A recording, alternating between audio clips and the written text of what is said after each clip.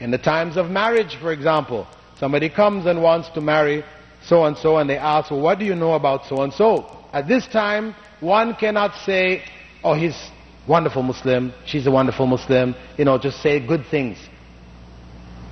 No. If there are things which are wrong, then they should be told. The people should be informed about it. Because this is now a question of trust and amana, where people are trusting in you to give them the correct information. And this was the methodology of the Prophet, may God's peace and blessing be upon him. When Fatima bint Qais came and asked him about marriage to Abu Sufyan and to Amr ibn al-As, both of these people had proposed to her, Prophet ﷺ said to her that Amr ibn al-As, he is known to beat his women.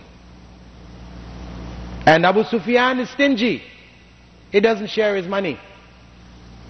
So he warned her. And he said, if you really want a good husband, then marry Usama ibn Zayd. He recommended somebody else.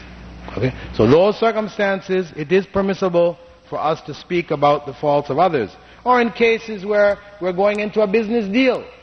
You ask a brother or you ask a sister, I'm planning to enter into this business deal to make this person a business partner. What do you think? What's your opinion? Now you just finished getting ripped off by this person. You cannot just sit there and say, oh, he's a good brother, good sister, mashallah, because you don't want to speak bad about the person. No, this is not the time. Because it is your responsibility to protect your brother and sister where they may be harmed by that individual. So there's a time when you must speak. But that doesn't mean you just let loose. You didn't just tell them what you needed to tell them, but you went into everything else. The clothes they wear, how they blow their nose. You don't need to go into all the things that you feel you don't like about them. You just deal with the things which have to do with that particular request which was made upon you.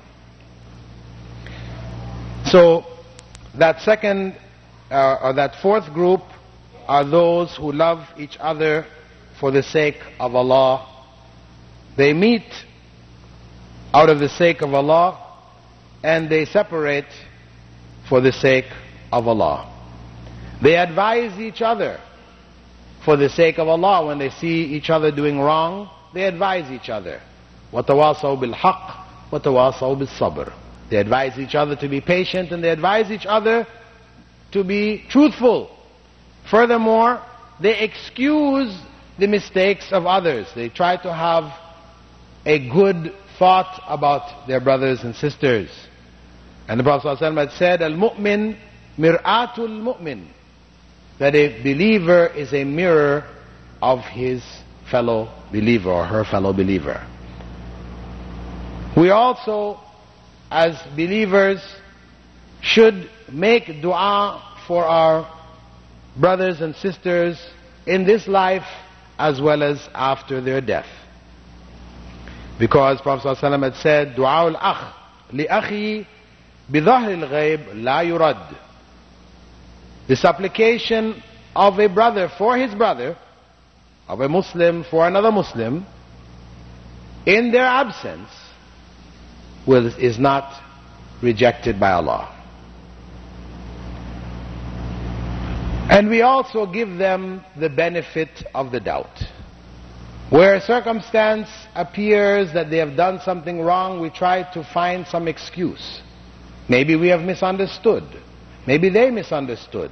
They didn't intend this, as Allah warns us. And as the Prophet ﷺ warned us also in the Sunnah.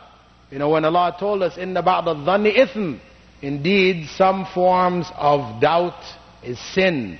The Prophet ﷺ has said, إِيَّاكُمْ وَالظَّنِّ فَإِنَّ الظَّنَّ أَكْذَبُ الْحَدِيثِ. Beware of doubts.